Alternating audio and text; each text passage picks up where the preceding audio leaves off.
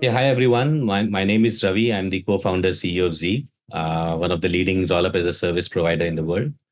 Today, we have a very prestigious panel talking about enhancing user experience in the rollup ecosystem. And we have folks from Safe, Pimlico, and Privy. Um, Hi, welcome everyone. Hello, good to be here. Yeah, so I think first I would request everyone to introduce themselves. We can start with Pimlico, Kristof. Yeah, sounds like a plan. Hello, everyone. I'm Kristof. I am one of the original co-authors of ERC 437, which is the leading account abstraction proposal today on EVM chains. And I am also the founder and CEO of Pimlico. And we at Pimlico are trying to build tooling and infrastructure to power these amazing developers who are deciding to build with smart accounts. So specifically, we're the leading providers of bundlers, paymasters, which allow you to relay smart account transactions and sponsor away the gas fees for them. And throughout our time at Pimlico, we've worked very, very closely together with players like Safe, players like Privy to provide a very nice combined stack for account abstraction for end developers. Excellent. I think, and we have seen, you have got quite a few players that we are working with who are using your infrastructure on the account abstraction side. So that's pretty cool. Over to you, Jan. Thank you. So I'm Jan. I'm the head of partnerships at Safe. I joined in September last year. I've been in Web3 since 2017, 2018, so kind of like the ICO times, and worked for quite some time at an L1, and then now joined Safe as really something where I wanted to get closer to the Ethereum ecosystem and closer to such a product.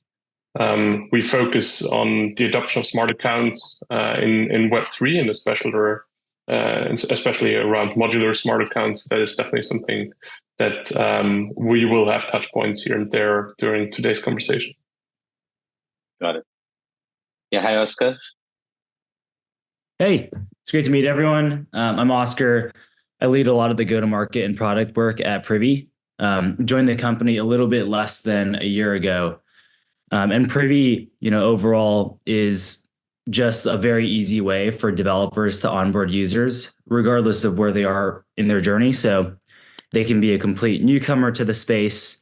We'll work on enabling like very Web 2 sign-in methods like email, SMS, and social auth, create self-custodial embedded wallets for them under the hood. But also if they're complete crypto native, they have 10 to 12 external wallets, we'll enable them to interact with the app that way. And kind of meet different apps where their user needs are. So, work with Safe and Pimlico, who we're both huge fans of at Privy a bunch. So very excited for this conversation. Right. Thanks. So I think we can start with more details about the account abstraction infrastructure, and I think I'll ask Kristof to talk about what are the key considerations, especially when we talk about account abstraction infrastructure. Of course, we require a higher throughput. There needs to be security considerations because a lot of smart wallet accounts, a lot of other applications are being built on top of account abstraction infra. So how Pimlico is taking care of it? What makes Pimlico one of the leading player in the account abstraction space? Yeah, absolutely. Great question. So there's quite a few considerations for AA infra, as you brought up, and we've figured this out throughout our time, interacting with so many very opinionated, very interesting developers, and we found there's a couple of things people really, really expect of us. Obviously, first and foremost is just uptime, right? Uptime is so key for these applications. We have people using Pimlico infrastructure who are, for instance, there's an example of someone providing banking in Brazil, right? And these this team, if something were to happen to Pimlico, average people say would not be able to remit money to their families and could not pay their bills on time, which is a huge amount of responsibility that that gets put on us. And so obviously, before anything else, we have to make sure we have this very, very extensive testing framework, automatic alerting, rollbacks, anything and everything you can think of to make sure that we're always up and we're always serving and including user operations on chain. That's the most important thing. Sort of as a part of that, there's some other metrics we really try and focus on. One of the other key ones, obviously, is latency, making sure that we're able to not only respond to API requests fast, but also include user operations very fast on chain. People typically expect us to include the user operation on the next block, right? So not even being able to see any latency, any added latency from using smart accounts as opposed to using EOAs. And so the final thing I'll mention that we really track, that's a really key consideration, is the user operation inclusion rate. So it can happen occasionally that someone might send us a user operation, and then for whatever reason, that might be dropped because of the user operation itself becoming invalid and therefore not being included on chain. Now, the issue with this is that a user has sent us a user operation, we have confirmed that we've gotten it and we're including it, and now it just gets dropped. This is very difficult for the end developers to detect. So we built a bunch of API endpoints to help debug this. But having that very, very high 99.99+% user operation inclusion rate, we found is something people really, really, really care about. When it comes to how do we think about Pimlico versus other providers who are looking into similar things, we're actually on purpose not trying to go full stack. We're big believers in the sort of Unix philosophy of like do one thing and do it really, really, really well, and then provide interesting and useful SDKs and developers so they can take different parts of the stack and combine them together to make a really amazing application. So an example is we are the creators and maintainers of a library called permissionless.js, and this library is completely vendor neutral and allows you to pick and choose the different parts of the stack. So you could use, say, Pimlico, AA infrastructure with safe accounts using Privy as a signer, allowing people to very easily onboard their accounts. So this is actually exactly what an app like Dracula does. Dracula is a really, really interesting, really awesome application that's based on a very effective vampire attack on TikTok using a lot of interesting growth loops, especially to do with people's Farcaster following and Farcaster accounts. And so they've been laser focused on really, really cracking away all the different annoyances of Web3 UX. And so that's why they've been like, okay, we want batch transactions, we want gasless transactions, we want super, super easy onboarding. And so that's why they've chosen the Privy plus Safe plus Pimlico stack as an example. Got it. No, I think that's an excellent approach. And I 100% agree with that. Building expertise and getting deeper into one aspect of the Web3 makes a lot of sense. And we believe that, like we are very much into just infra and we don't touch the application layer. We have over the last 4 years running 6,000 plus nodes, 100 plus large networks, including, app chains and rollups. We have realized that how to bring in more automation, more security, compliances. So of course, and as we scale both horizontally and vertically, it becomes more and more difficult. Because the way I say it as an entrepreneur, it becomes very difficult because your marketing also needs to align, and marketing becomes very difficult. If you talk about, let's say, the application layer, B2C, B2B, their entire focus, sales, marketing, other alignments become very, very different. I absolutely agree. So coming to Jan on Safe, Safe is again on the UI side. You have built smart contract-based wallet layer. You have already millions of users supporting multiple chains. So what do you think is the core value proposition from Safe, which makes it so attractive to so many users? Yeah, I think this is actually where certain parts of what actually is safe come into play. And I would separate it in kind of like what happens on chain, what happens on an SDK and API level, and what happens on a UI level. On an on-chain front, you have the smart accounts that really think one of the key points is just the amount of Lindy that was gathered over the last 6+ years. Smart contracts are quite battle tested at this point, and also just secure vast amounts of assets. Currently around 100 billion in assets, and that just creates a lot of trust into this smart contract to build upon. But that doesn't fully paint the whole picture of why there's millions of accounts. And here, kind of like 2 points come for me together. For one, the modularity of these accounts, but then also that we, by choice, are really seeing this as an ecosystem that we want to build around smart accounts. On the modularity front, I think it's really interesting to understand that things like a 437 can come into play, and someone like a Pimlico and us can start to collaborate and really have use cases that can be vastly different. So from something that is heavily security focused, like managing large on-chain treasuries, where you would want to have certain modules that, for example, manage access control of that treasury, to something that is much more user-focused, like Dracula, that was just mentioned by Kristof as kind of like the very direct retail user type application. There, this modularity comes really into play. This, for me, is also quite critical to say that you have Safe Wallet as one UI that is being used, but there's tons of other UIs that are out there where sometimes you do notice that the Safe under the hood.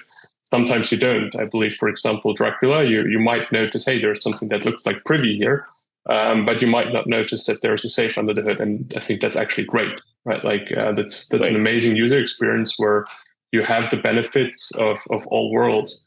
Another example there is WorldCoin. There's millions of on-chain WorldCoin users. I'm pretty sure 99% of them that have no clue that they have a Safe under the hood, and that's perfectly fine as is, because the smart account and the modularity allows you to abstract so many things away. Right. No, I think that's super interesting. And the way Safe is done, I think the number of users you have speaks volumes about that. So, Osker, like Privy has got, I think, multiple tools, whether we talk about authentication, authorization, having secure and better data control.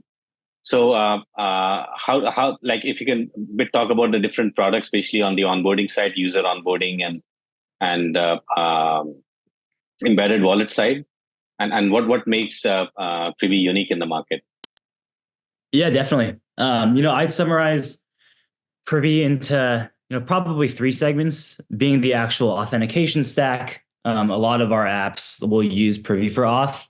But we'll also work with like third-party auth providers like Auth0 as well. Embedded wallet creation, and that was going back to more of like the Web 2 sign-in methods and being able to create an embedded wallet based on like a social, Farcaster sign-in or Twitter or Google SSO. And then wallet connectors, which I would think of as just a bit more of like a beefed up version of traditional Wallet Connect and solving for some of the edgy use cases that you get around authentication with external wallets. Those are probably the 3 core products. The way that I kind of see Privy is different from other providers. Like one, kind of on the custody side, it is like a self-custodial wallet. So the user has the ability to eject out of the app or the Privy system into an external wallet today at any point. They've got to be in an actual active session to be able to take any action from the wallet. Security is always, a very, very high priority for us.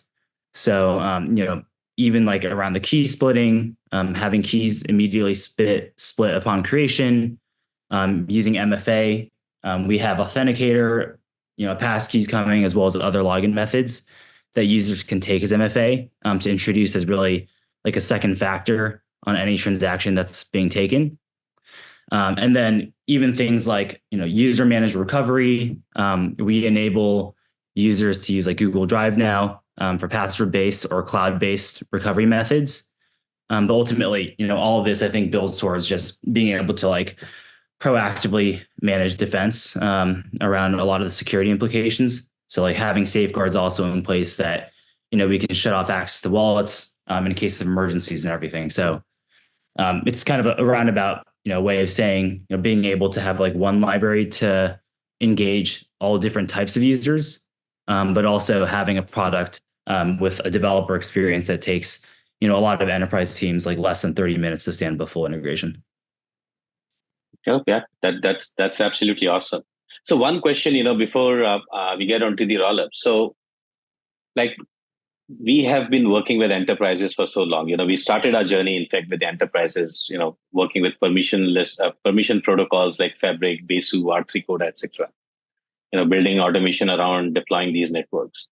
And since then, we have been continuing to work with a lot of enterprises. Now, today we see that with account abstraction coming into picture, a lot of enterprises have challenges how to bring in gasless transactions or a third-party gas station or paymaster making the payments, etc., so that front-end users don't need to handle the gas or the tokens. And similarly, when we talk about user onboarding, social op, where more of the traditional Web2 users are very comfortable having a similar kind of Web2 experience when they're getting into Web3. And similarly, smart wallet accounts, abstracting some of the other complex pieces, building some logic like key recovery, etc., which account abstraction enables today. So what kind of adoption you are seeing from your perspective on the enterprise side? Like, are you seeing more and more enterprise being your customers apart from native Web3? Yep. Is this a question for Privy? Yeah, for everyone. Yeah, definitely. I think there's definitely been a lot of enterprise adoption. I think the key point around even the consumer UX side is the ability to smooth it, and I think that's what Privy working alongside Safe as well as Pimlico really tries to solve for. I think in the AA world around enterprise adoption, we've seen gas sponsorship continue to be the most popular use case, like enabling developers to pay for users' gas and setting up paymasters. But then like what Kristof mentioned earlier around like transaction batching, letting users run multiple transactions in one signature is super critical. There's a bunch of work being done around like improved permissions. So even when the developer like enabling them to actually act when the user isn't around, for instance, having like the user set clear rules for that developer to act is another really interesting use case that we've seen. But yeah, definitely we think account abstraction is going to help with a lot of consumer UX improvement going forward. Yen, what do you think from Safe perspective? Yeah, for sure. And I think there's sometimes teams where we only notice quite a long time later that they're actually using Safe under the hood. By nature, we don't and we can't really track many of the users that are using Safe. We don't have that kind of data. But I know that there's quite a few teams that are quite actively using Safe exactly in these kind of contexts. And especially, I think what Osker just said, I would definitely echo. It's also, even if developers don't fully kind of like abstract all gas costs away, it's definitely also just an abstraction of what kind of tokens do I need to have. And I think that's especially when it comes to the more retail focused use cases such as gaming and social, where this really becomes very fitting as well, in my view, where maybe I have some kind of like token that is associated to a game, but I don't have ETH, and I really don't have to think about that very much. Got it. And Kristof? Actually, on our side, so just as a background, we're like a very, very crypto native team. Right. That's kind of on purpose. And so actually we have gotten interest from sort of larger Web2 enterprises looking to sort of, start digging into account abstraction, onto, smart accounts, 447. We've actually on purpose been like, that's amazing. And, we love that you're thinking about this.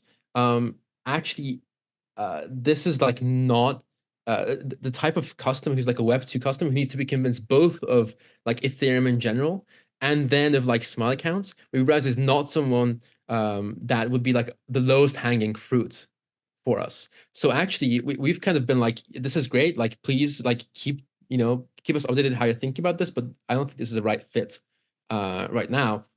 And we've been doubling down on very crypto native projects looking to improve the UX that their users or already completely Ethereum build, already live in production, or about to be. So actually, yes, we've seen that interest. No, we have not been focusing on that as much. Got it. No, I think I totally agree with you. Today, enterprises are still, figuring out what to build in Web3, and then there's a lot of evangelizing that needs to go hand in hand before selling the product.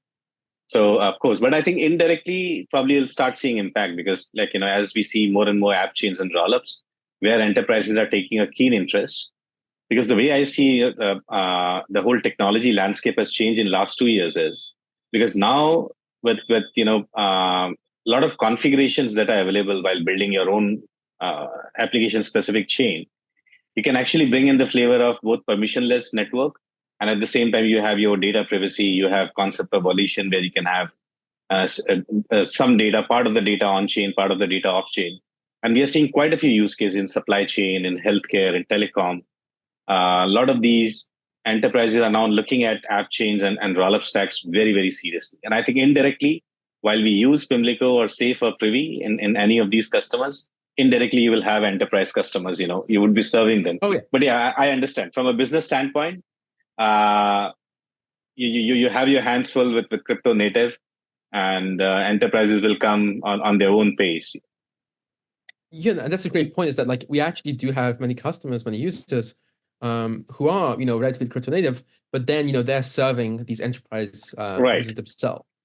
And so in that case, they do a very nice job for us in the sense of like, they are the interface between us and the, larger, very serious enterprises, and we can sort of, reap all those benefits while being like super, still crypto native, crypto focused. Right. Yeah. No. So I didn't explain very clearly, but yeah, when I mentioned enterprise, I didn't mention end enterprises, but yeah, a lot of startups. Like we have a customer Remedy, which is serving enterprise, a healthcare customer serving enterprises, have got 280 plus institutions as their users. So yeah, so a lot of use cases which are driven by startups, but yeah, serving the enterprise space or enterprise use cases. Nope, I think that's pretty good to hear. Now, as we see in last 2 years, the Rollup ecosystem has been growing steadily. Initially last year, but now we are seeing a lot of disruption happening. A lot of stacks have become like optimistic rollups, and then ZK rollups. In last 1 year, they have become very, very popular. We are seeing lots and lots of adoption. We ourselves have, we launched a one-click DevNet for all the 4 major stacks, Polygon, CDK, Hyperchain, and OP Stack, and Arbitrum Orbit. And we have already seen 260 plus DevNets being deployed in last 4 months. So there's a massive, of course, only a small percentage of that will go into production in the next few months. But still, I think it's a pretty good number that at least people are trying out what rollups are and how it's going to help them. And especially, we are seeing initial uptake is being from existing users who are already running on public chain, has got decent number of users, community, number of transactions, and the gas fee is increasing, and they want to have more control over how they manage the UI, how they manage the data, how they manage the gas fee, and so on and so forth. And they are seriously looking at rollups. So again, a general question I would like to ask everyone here as to what is your rollup strategy? How do you see a rollup ecosystem growing? And what do you plan to support? Of course, like Safe, Privy, and Pimlico, we all are partners. Your partners, part of our partner ecosystem in the RAS offering. So I'm sure you're definitely supporting RAS, but I'm asking especially from a technology readiness and your focus perspective. How much focus you have, or you see Rollup will be part of your sales strategy and marketing strategy. So again, Kristof, What kind of adoption you're Yeah, seeing? so we've seen the amount of rollups being interested in AA really explode recently. On the technical side, there's a couple of simple things we've been doing to make this even smoother on our side. So specifically, we've been working on making our infrastructure even more modular, even more like robust when it comes to new deployments. And so big focus for us is how can we reduce the time it takes for us to be on a new chain. So we've put a lot of engineering hours behind that, making sure we have all the deployment automation that we can do, all the automated checks for new chains, being able to analyze RPC endpoints and make sure they're able to support new bundlers, new paymasters being deployed on that chain. Really having this like very 360 view of like, can we deploy first of all? If so, how long will it take? Actually doing the deployment and then making, have that continuous alerting, monitoring afterwards. No, I think since we are working with multiple partners, I can verify that you have done a splendid job, because most of the account abstraction infra players have been quoting 4 weeks, 6 weeks to add a new rollup, and you quoted me a day. So I think there's a huge. I think you have already done a bulk of the automation. So anyone who would like to use Pimlico as their account abstraction infra in the new rollup, of course, you're pretty much there. You're already ready, I think. Maybe just some bit more work needs to be done, but I'm sure you're pretty ready. And Jan, what do you how do you see? I think we had a good chat with the Safe team, I think just the last week. So how do you think you're getting ready for this increasing adoption in the Rollup ecosystem? Yeah, I mean, first and foremost, let me attest to that. I think there's rarely someone as responsive as the Pimlico team. It's a joy to work with them. I think there's a couple of things that come together for us when it comes to general rollup strategy, but also the extension of different networks. And it's something where we've seen quite a lot of requests over the last couple of years. I think Safe is deployed as the smart contract, coming back again through these 3 points of the smart contract, Safe Core as the SDK and API, and then Safe Wallet as the UI. The smart contracts are deployed on some like 170 or so networks.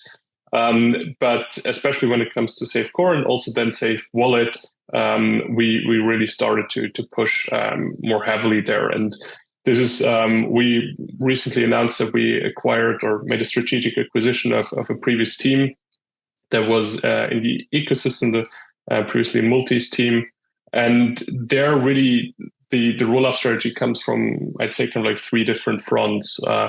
One is that right now we cannot, or it's simply not possible to guarantee that a user or anyone has for sure the same address across all networks. If they have the same tech stack under the hood, that's very much possible. Once it becomes kind of like it goes beyond that, it becomes trickier and trickier, and that is something where we want to find a strategy across all types of rollups.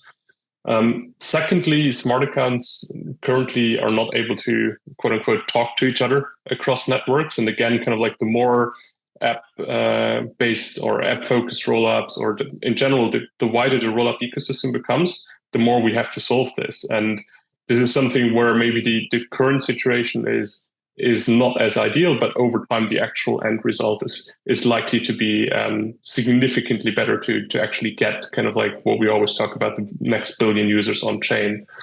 And again, this is kind of like where the strategic decision to acquire this team also comes into play.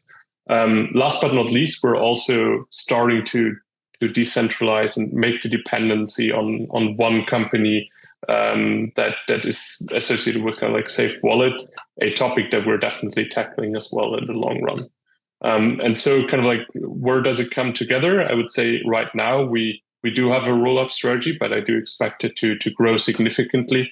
Right now it was very focused on kind of like the very big players like Base or so, but in the future I expect that with these components coming together, the rollup strategy will only grow stronger. Absolutely. I think that's very encouraging to know. In fact, we have closed some pretty big deals right now. Some of them are Like one of them is an L1 moving to L2. Already has got a massive community base, users and transactions. I'm sure that may be of interest where you can add the support. Of course, I understand, till the time you build a very solid automation infrastructure support, etc., manually is a nightmare. It cannot be done. You cannot add support for multiple rollups manually. It needs to be well thought of, well designed, well architected. So I totally appreciate. But I think, rollup users will definitely love to wait for the time when safe support is there for more and more rollups. And Osker, what do you think from Privy perspective? Yeah, I mean, from the Privy perspective, like we've seen app chains come up in customer conversations like several times per week, even the last like several weeks to months. In a lot of our like biggest, when it comes to mind, like gaming and social customers. From the Privy side, like devs, they're able to configure any EVM compatible network to work with Privy. So it should take them, literally 2 minutes. All they would have to do is basically load up info about their custom rollup into the Privy provider. But yeah, I mean, overall, it's super exciting. It obviously wouldn't be able to be done without companies like Zeeve, who we've seen, make it very, very dead easy to deploy rollups. And we've seen, a number of customers, moving towards that direction, specifically around like being able to manage their costs better, as well as just how gas is funded in general too. So super, super interesting. So I think it was excellent talking to each one of you. I think you guys are leaders in the native Web3 space. And then we are very excited to partner with you all for a Rollup as a service. Now, before we sign off, anything you would like to say about Web3, the bull run, the Bitcoin halving, or Rollup ecosystem? Anything that you would like to add here? I'm good on my side. I think the big thing is like we obviously focus on like the auth wallet side. I think in general, like these partner conversations are awesome because like past that initial hurdle of even like getting into an app, there's so much around like gas, on-ramping, like these different use cases are across the entire spectrum of consumer UX that need to be improved. So yeah, I mean, thanks for having us all involved in this conversation. Right. Thanks, Osker. Yan? Yeah, maybe from my side, I think this is a beautiful example that as an ecosystem working together really pushes everything forward. And an example where we really aren't siloed in our own little worlds, but are complementary to each other. And for me, that's exactly what is needed for both the Ethereum, but the general Web3 ecosystem to really push for the next billion users. No, I think you have nailed it. Absolutely. Kristof, anything you would like to say here? Yeah, I mean, there's so many interesting things happening this year when it comes to improving the user experience of Ethereum, right? There obviously 447 has been making a bunch of strides. Some of the largest companies in the space are building on and building with smart accounts, and things like EIP 3074 coming out, so change to the protocol layer. Yeah, I feel like at the end of this year, I'll be very surprised if we haven't removed several clicks from the end user onboarding experience, right? It really made it just as simple, if not simpler, than normal Web 2 onboarding. And we hope we can be a part of that as Pimlico. Right. Nope, I think excellent. Yeah, so I think with that, I would like to thank every one of you to join this session. Take out time and sharing your views. I think it has been excellent talking to each one of you, and very, very excited once again, to partner with you guys. Thank you.